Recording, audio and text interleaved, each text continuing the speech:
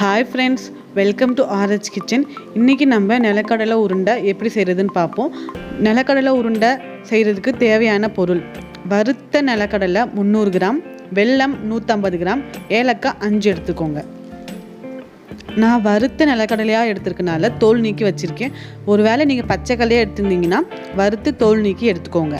இப்போது தோல் நீக்கி எடுத்து இந்த கடலையை மிக்ஸி ஜாருக்கு மாற்றி கொஞ்சம் குறுனையாக அரைச்சி எடுத்துக்கலாம். ரொம்ப பொடிசாக அரைக்க வேண்டாம்.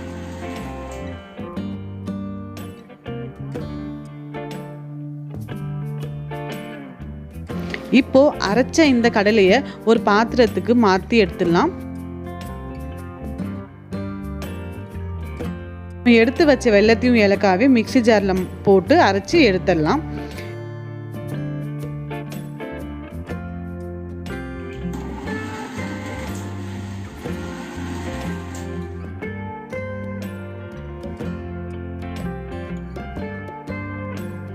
ஏற்கனவே அரைச்சி வச்ச கடலையோட இந்த வெல்லத்தையும் ஏலக்காயும் சேர்த்து ஒன்றா ஆட் பண்ணி மிக்ஸ் பண்ணி எடுத்துடலாம். இப்போ உருண்டை செய்ய ஆரம்பிச்சிடலாம்.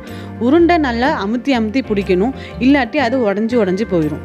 ஒரு வேளை உருண்டை உங்களுக்கு பிடிக்க வரல அப்படின்னா 1 டேபிள் ஸ்பூன் நெய் நல்லா உருக்கி இதில் ஆட் பண்ணி உருண்டை பிடிக்க ஆரம்பிச்சிருங்க.